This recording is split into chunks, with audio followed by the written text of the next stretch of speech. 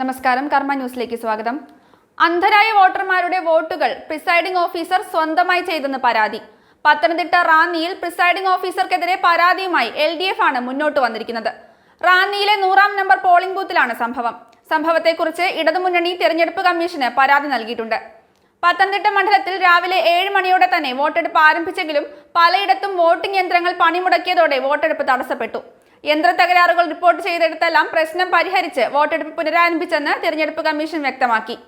പത്തനംതിട്ടയിൽ ഇത്തവണ റെക്കോർഡ് ഭൂരിപക്ഷത്തിൽ വിജയം നേടുമെന്ന് LDF സ്ഥാനാർത്ഥി വീണ ജോർജ് പ്രതികരിച്ചു.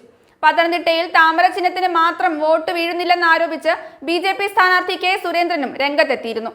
അതേസമയം കോട്ടയം ജില്ലയിലെ വള്ളിക്കോട് ബട്ടണുകൾ പ്രവർത്തിക്കുന്നില്ലെന്നാരോപിച്ച് കോൺഗ്രസ് തിരഞ്ഞെടുപ്പ് കമ്മീഷനെ സമീപിച്ചിട്ടുണ്ട്.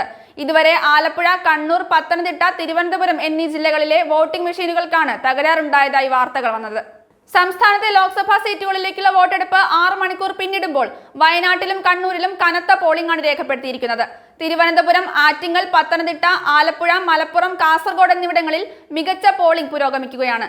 ഇതുവരെ കേരളത്തിൽ പോളിംഗ് നില 40% എത്തി. രാവിലെ 9 മണിയോടെ കേരളത്തിലെ പോളിംഗ് 12%. ആദ്യം 3 മണിക്കൂർ പിന്നിട്ടപ്പോൾ 19%. പോളിംഗ് 5 മണിക്കൂർ പിന്നിട്ടപ്പോൾ പോളിംഗ് 34%. അതേസമയം കള്ളവോട്ട് നടക്കുന്നുവെന്ന ആരോപണവും കനത്ത പോളിംഗിനിടയിൽ വ്യാപകമാണ്. കൊല്ലത്ത് വീണ്ടും കള്ളവോട്ടിന്റെ പരാതി വന്നിരിക്കുകയാണ്. കൊല്ലം കായംകുളത്ത് CPI കൗൺസിലർ മുഹമ്മദ് ജലീൽ കള്ളവോട്ട് ചെയ്തെന്ന് UDF പ്രവർത്തകരുടെ പരാതി വന്നു. 2 ബൂത്തുകളിൽ വോട്ട് ചെയ്തുവെന്നാണ് പരാതി. 89, 82 ബൂത്തുകളിൽ കൗൺസിലർ വോട്ട് ചെയ്തുവെന്ന് UDF പ്രവർത്തകർ പറയുന്നു. വോട്ടിംഗ് രേഖകൾ സഹിതം UDF പ്രവർത്തകർ തിരഞ്ഞെടുപ്പ് കമ്മീഷന് പരാതി നൽകി. കൊല്ലത്തുണ്ടായതിനു പുറമെ മലപ്പുറത്തും കള്ളവോട്ട് പരാതി ഉയർന്നിട്ടുണ്ട്. ന്യൂസ് ഡെസ്ക്, കർമ്മ ന്യൂസ്.